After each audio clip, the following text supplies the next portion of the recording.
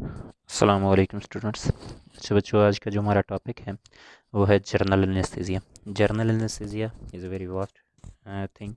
इसके मतलब हम अगर आप गौर करें तो पूरे 6 सेमेस्टर में पढ़ते हैं। इसके अंदर मल्टीपल थिंग्स इस्तेमाल होती हैं।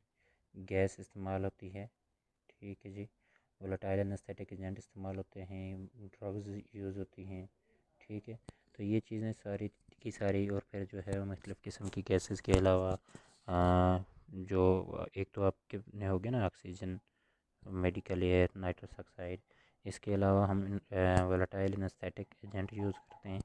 तो मल्टीपल आप देखते हैं कि इन्वेसिव मॉनिटरिंग होती है और नॉन इन्वेसिव मॉनिटरिंग होती है।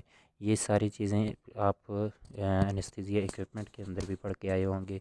और तो इस तरह से ये जो टॉपिक है ये बेसिकली मरकब है बहुत सारी चीज़ों का, तो इसको हम कहीं ना कहीं कवर करके आते रहें। ये बुक के अंदर आपको एज अ कम्पैक्ट बहुत कम ये जर्नल एनेस्थीसिया मिलेगा, क्योंकि हम इसको general anaesthesia related to the every case पढ़ते हैं। जैसे GA for caesarean section, GA for the आप कह सकते हैं कि लिथियसिस, या उसके अलावा आप कह सकते हैं कि आपके पास जो रीनल के केसेस हैं उसके अलग अलग पड़ते हैं, और उसके अलावा जो हेपेटिक केसेस हैं इसके अलग पड़ते हैं। तो हर केस के लिए जर्नल एनेस्थीसिया हम अलग से पढ़ते हैं, लेकिन एज अ होल मैंने इसको कंपाइल किया है चंद चीज़ें हाईलाइट करने के लिए। तो ये आपको इसी स्लाइड में से मिलेगी। बुक के ऊपर आप लोगों को अपना टाइम वेस्ट करने की ज़रूरत नहीं है, ठीक है। तो यहाँ पे देखें कि जर्नल एनेस्थीसिया बेसिकली है कि general anaesthesia is induction of the state of unconsciousness with the absence of the pain sensation over the entire body through the administration of anaesthetic drugs that have different effect with the overall aim of ensuring, ठीक है। अब देखिए multiple drugs जो है वो muscle relaxant भी दे रहे होते हैं, उसके अलावा जो है पेन इंडक्शन एजेंट भी दे रहे होते हैं, उसके अलावा जो है मतलब हम साथ में वोलेटाइल एनेस्थेटिक एजेंट भी दे रहे हैं, और उसके अलावा वाइटल्स को मेंटेन करने के लिए मतलब ड्रग्स भी दे रहे हैं। तो अब ऐसी चीज़ें जो हैं वो देने के साथ साथ हम करते क्या हैं कि पेशेंट का अनकॉन्शियसनेस स्टेट जो है वो मेंटेन करते हैं with absence of the pain from the entire body. तो इसको हम किसका नाम देते हैं जी? जर्नल एनेस्थीसिया का नाम देते हैं। ओवरऑल इसके जो कंपोनेंट होते हैं वो है analgesia, loss of response to the pain, amnesia, loss of memory. उसके अलावा आप देखते हैं कि immobility, loss of the motor reflex, hypnosis, unconsciousness, और उसके बाद पैरालिसिस। ये आप यानी कि मसल स्केलेटल रिलैक्सेशन हो जाती है। ये 5 जो है इसके मेन कंपोनेंट हैं कि पेशेंट पेन फ्री होता है, पेशेंट को जो है वो शॉर्ट टर्म मेमोरी लॉस हो जाता है कि ओटी के अंदर उसके साथ क्या हुआ या प्रोसीजर क्या था। ये ड्रीडफुल कंडीशंस जो होती हैं ये पेशेंट को नहीं याद बाद में आती। और इमोबिलिटी होती है इसके साथ साथ जो है मसल रिलैक्सेशन आप देख सकते हैं। और पैरल हाइपोनेसिस होता है कि पेशेंट अनकॉन्शियस होता है, उसको कोई होश नहीं होता, ठीक है जी। अब इंडक्शन इंडिकेशन अगर देखें तो surgeries for the regional anaesthesia is not possible. जो ऐसी सर्जरीज जो रीजनल एनेस्थीसिया में होना मुमकिन ना हो, जैसे न्यूरो सर्जरीज होगी, कार्डियोवास्कुलर सर्जरी होगी, surgeries of the upper limb होगी, यानी कि ऐसी सर्जरीज जो जर्नल स्पाइनल एनेस्थीसिया या रीजनल एनेस्थीसिया के स्कोप से बाहर हों उनको हम जो है इसमें करते हैं। और extreme anxiety for and fear, अगर कोई पेशेंट ओटी के अंदर आता है और वो बहुत ज़्यादा डरा हुआ है और उससे जो है उसको एमआई के चांसेस हों, मतलब दूसरे कॉम्प्लिकेशंस के चांसेस हों, तो फिर हम उसको जो है जर्नल एनेस्थीसिया दे देते हैं। जैसे छोटा बच्चा है और अडल्ट और the children who have mental और द फिजिकल डिसेबिलिटीज़, सेनिल पेशेंट और द डिसोरिएंटेड पेशेंट, ठीक है। अब ऐसा पेशेंट जो यानी कि मैं बात समझने की कंडीशन में नहीं है, छोटा बच्चा है या जो है मेंटल एबिलिटी डिसेबिलिटीज़ के साथ है, उसको इन्फेंट एंड चिल्ड्रन के अंदर हम देते हैं इसको। ये इसकी इंडिकेशन है। शॉर्ट ट्रामेटिक प्रोसीजर जो होते हैं, अब ट्रामा के अंदर जो है आपको ब्लड कंट्रोल की ज़रूरत होती है, उसकी वजह से इसको हम देते हैं। प्रोलॉन्ग ट्रामेटिक प्रोसीजर के अंदर भी हम देते हैं। प्रोलॉन्ग सर्जरीज जो जिनके अंदर जो है वो टाइम बहुत ज़्यादा लगना हो वो इसकी इंडिकेशन होते हैं। Extraction of the teeth in the early stage of the suppurative infection, ठीक है। अब अगर कोई पेशेंट जो है वो एक्सट्रैक्शन है उसकी टीथ की प्रॉब्लम है, उसके साथ जो है वो इन्फेक्शन है उसको सीवियर किस्म का, इसमें हम देते हैं। लेकिन अगर ये ईटीटी के चांसेस नहीं है तो उसको हम जो है फिर डिले भी कर देते हैं। मल्टीपल कॉम्प्लिकेटेड एक्सट्रैक्शंस वगैरह जो है वो डेंटल सर्जरीज के अंदर हम इसको यूज़ करते हैं। उसके बाद जो है वो आप क्या करते हैं, रिड्यूस इंट्रा ऑपरेटिव पेशेंट, ये जो लास्ट है ये एक्सट्रैक्शन ऑफ टीथ के लिए इसको हम यूज़ करते हैं, ठीक है। वैसे इसका जो डेंटल एनेस्थीसिया है वो एक सेपरेट थिंग है, लेकिन बाज़ जो कॉम्प्लिकेटेड केसेस होते हैं जैसे टीथ की सर्जरी वगैरह है या एक सीवियर किस्म का इन्फेक्शन है या ओरल कैविटी का कोई जो है वो आपके पास ट्यूमर वगैरह है और ये टीथ के साथ कोई इस तरह के ट्यूमर केस है तो उसके लिए हम ये जनरल एनेस्थीसिया को यूज़ करते हैं, ठीक है। Reduce intraoperative patient awareness and recall, patient की अवेयरनेस वगैरह अच्छी। अब इसके हम थोड़े से बेनिफिट्स वगैरह देख लेते हैं कि बेनिफिट्स क्या हैं, ठीक है। एडवांटेजेस, रिड्यूस कर देता है पेशेंट की इंट्राऑपरेटिव अवेयरनेस वगैरह, ठीक है, यानी कि शॉर्ट टर्म मेमोरी लॉस करता है, ठीक है। Allows the proper muscle relaxation for the prolonged period of time. तो ये जो पेशेंट की एक कंडीशन होती है ना कि बाज़ दफ़ा पेशेंट टाइट हो जाता है, मसल उसके सख्त हो जाते हैं, सर्जन को ऑपरेट करते हुए प्रॉब्लम होता है, तो वो कंडीशन इसके अंदर नहीं होती, उसको हम ड्रग्स के ज़रिए मेंटेन करते हैं। Facilitates complete control of the airway, breathing and circulation इन, देखें पेशेंट जो है कंट्रोल मैकेनिकल वेंटिलेशन के अंदर होता है, तो अब जो है उसको हम खुद कंट्रोल कर रहे हैं, पेशेंट खुद से ब्रीथ या एयरवे वगैरह उसका काम नहीं कर रहा था, सर्कुलेशन जो उसके वाइटल होते हैं वो भी हम कंट्रोल कर रहे थे, ठीक है। Can be used in the case of the sensitivity of the local anaesthetic agent, और अगर लोकल एनेस्थेटिक एजेंट की सेंसिटिविटी हो, और ये आगे चल के हम पढ़ेंगे लोकल एनेस्थेटिक सेंसिटिविटी बहुत गंदे किस्म के रिएक्शन होते हैं, एनाफिलैक्टिक रिएक्शन वगैरह आते हैं सामने, तो उनके केसेस के अंदर हम इसको यूज़ कर सकते हैं, ठीक है। सिमिलरली दूसरा जो इसका फ़ायदा है वो क्या है कि can be administer without moving patient from the spine position, specific किस्म की पोजीशन हमें नहीं बनाने की ज़रूरत पड़ती है। अगर वो बहुत ज़्यादा ओबीस पेशेंट है तो इसी तरह की कोई जस्ट जो है नेक की पोजीशन मेंटेन करके हम इसको दे सकते हैं। Can be adopted easily to produce procedure of the unpredictable duration of the extend. अब हमें ज़रूरत नहीं पड़ती कि हम इसको जो है वो स्पेसिफिक टाइम ऑफ हावर के लिए दें, यानी कि 6 घंटे के लिए 7 घंटे के लिए दें, हमें जब तक जितना जितना ज़रूरत पड़ेगी हम इसको मसल रिलैक्सेंट दे के प्रोलॉन्ग करते ले जाएंगे, ठीक है। Can be administered rapidly and irreversibly, ठीक है जी, एंड रिवर्सिबली सॉरी, यानी कि इसको हम रैपिडली इंडक्ट कर सकते हैं। अगर हम सक्सा दे दें तो विद इन सेकेंड जो हम कर सकते हैं, 30 सेकंड के अंदर से पहले वाले पेशेंट को हम जो है वो इंटुबेट कर सकते हैं। और रिवर्सिबल होता है कि इसको जब हम चाहें रिवर्स कर सकते हैं, गैसेस ऑफ कर दें और उसके बाद मसल रिलैक्सेशन मज़ीद ना दें तो पेशेंट आपका वापस आ जाएगा, ठीक है। डिसएडवांटेज अगर इसके देखें तो requires increased complexity of the care and associated cost. अच्छा, अब यह है कि इसमें जितना ज़्यादा कॉम्प्लिकेटेड एनेस्थीसिया होगा उतनी ज़्यादा आपको जो है वो एडवांस मॉनिटरिंग करनी पड़ेगी और साथ में जो है वो कॉस्ट इंक्रीज़ होती जाएगी, ठीक है। अब देखें अगर ये जनरल एनेस्थीसिया का पेशेंट जो है वो 2 घंटे के अंदर जाके केस ख़त्म होता है, तो आप देख लें कि 2 घंटे के अंदर 3 लीटर पर मिनट के हिसाब से सपोज करें अगर आप ऑक्सीजन लगा लें तो कितनी ज़्यादा ऑक्सीजन यूज़ होगी और उसकी कास्ट पर कितनी ज़्यादा बढ़ जाएगी, ये चीज़ होती है। और उसके अलावा जो है वो require some degree of the pre operative patient preparation, patient को पहले भी हम वार्ड में रख के या जो आपकी रिकवरी रूम होता है या प्री ऑपरेटिव एरिया होता है वहाँ पे रख के एक लेवल ऑफ केयर देते हैं, उसके वाइटल्स मेंटेन करते हैं, फिर इसके इंडक्शन देते हैं। Can induce the physiological fluctuations that requires the active intervention, ठीक है जी। अब पेशेंट को हमारे यहाँ ना ये जो पाकिस्तान का एरिया है यहाँ से अटैक हो रहा है, इसको जानते हैं बड़े बेहोशी के नाम से, ठीक है। तो लोगों को एक फोबिया सा रहता है जी बड़ी बेहोशी पेशेंट को होनी है, जनरल एनेस्थीसिया देना है, तो वो एक डर सा होता है उसको जो है फिजियोलॉजिकल उसके ऊपर जो है वो एक इम्पैक्ट सा पड़ता है, साइकोलॉजिकली भी उसके ऊपर जो है एक प्रेशर पड़ता है, और फिर जो है फिजियोलॉजिकल फ्लक्चुएशंस भी होती हैं कि ऑपरेशन से पहले भी और दौरान भी जो है वह ब्लड प्रेशर, वाइटल साइंस वगैरह जो है वो फ्लैक्चुएट करते हैं, जो हमने मेंटेन करने होते हैं, ठीक है।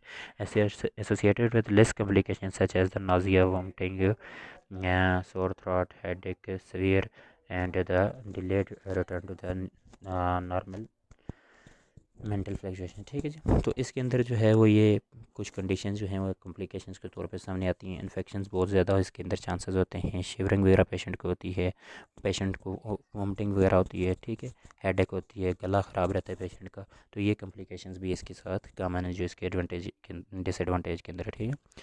फिर उसके बाद क्या है जी, डिसएडवांटेज जो associated with the malignant hyperthermia are rare in inherited muscular condition in which the exposure to some but not all the general anesthetic agent result in the acute and potentially lethal temperature rise and hypercarbia, metabolic acidosis and the hyperkalemia, ठीक है।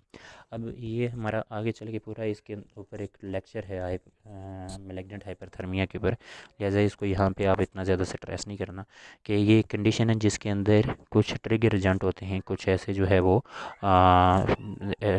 Drugs हैं जो journal anaesthesia के अंदर use होती हैं, जिनकी exposure की वजह से टेम्परेचर बॉडी का इतना ज़्यादा राइज हो जाता है कि उसकी मेटाबॉलिक रेट बढ़ जाती है, मेटाबॉलिक एसिडोसिस हो जाता है, कार्बन डाइऑक्साइड की कंसंट्रेशन बॉडी के अंदर जमा हो जाती है, हाइपरकैलेमिया हो जाता है, बॉडी रिजिड हो जाती है, ठीक है।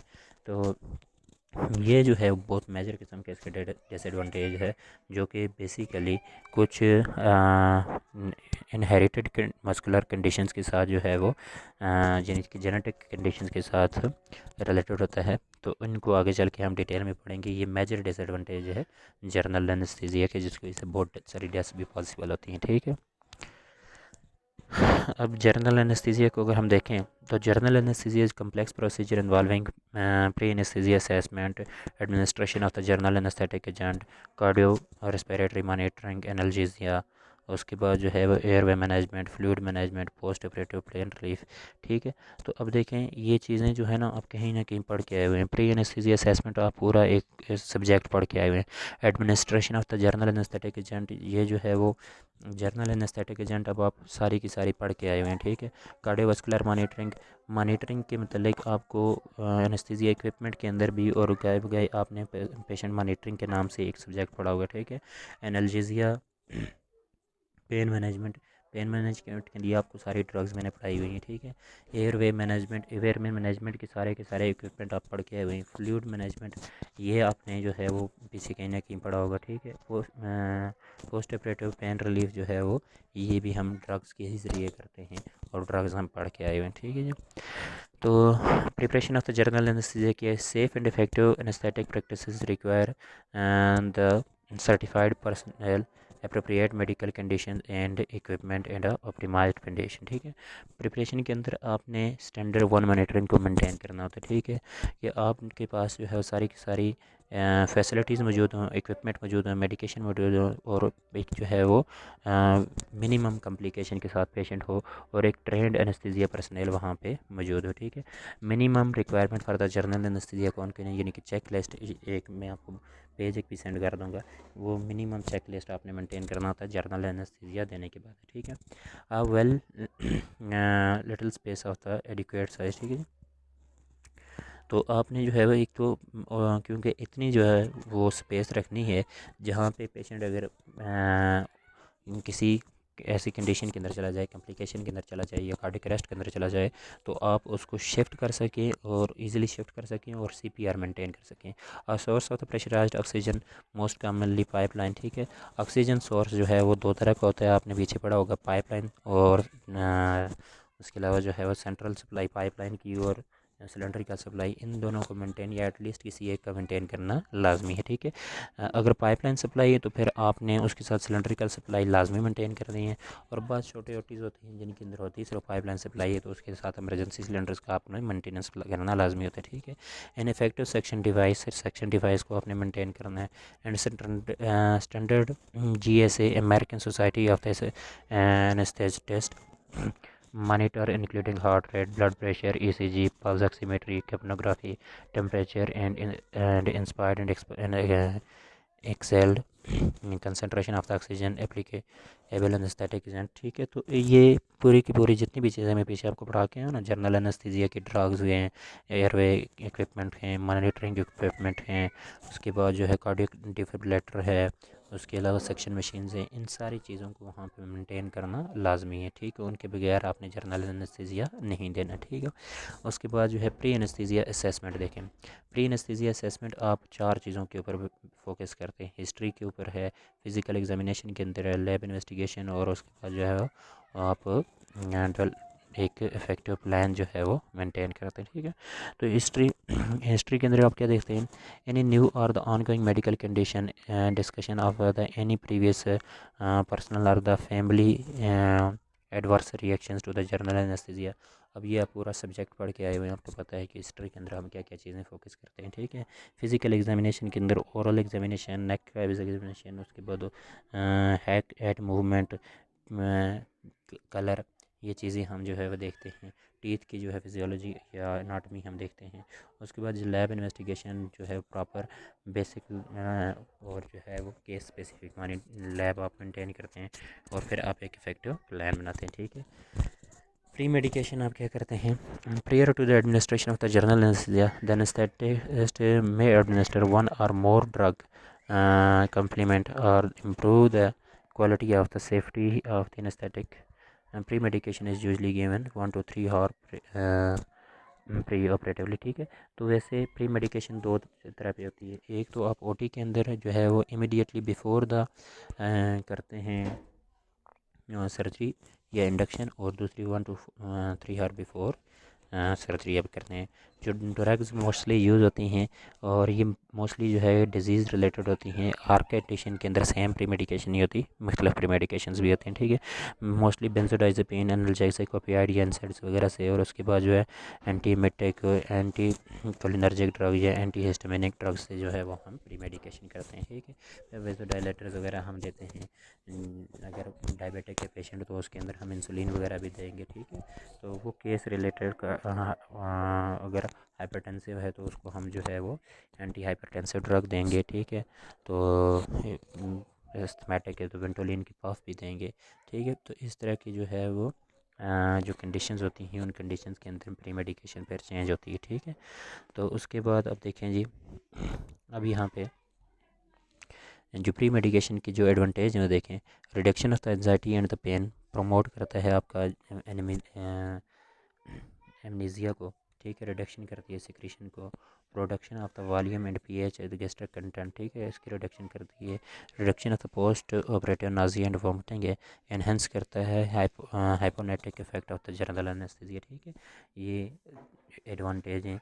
और reduce the vagal reflex to the intubation की तरफ जो है वो वेगल रिफ्लेक्स नहीं आता, specific indication prevention of the infective endocarditis, ठीक है। इन्फेक्शंस वगैरह को जो है वो कंट्रोल करता है, ठीक है। और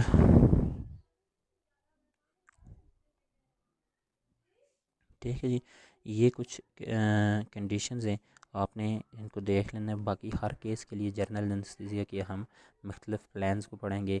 इंटर ऑपरेटिव मैनेजमेंट उसकी मुख्तलिफ हर केस टू केस मुख्तलिफ होती है, हर केस के अंदर जर्नल एनेस्थीसिया की कंसंट्रेशन मुख्तलिफ होती है। ये कुछ कॉमन चीज़ें थी जो मैंने कंपेयर की हुई हैं। तो बाकी हम इंशाल्लाह अब हर ये पूरे 6 सेमेस्टर 7 सेमेस्टर तक आगे 8 सेमेस्टर तक आपके हर केस के लिए मुख्तलिफ किस्म की जो है वो जर्नल एनेस्थीसिया की कंसंट्रेशन होगी, जो आगे साथ साथ चलती रहेंगी, ठीक है।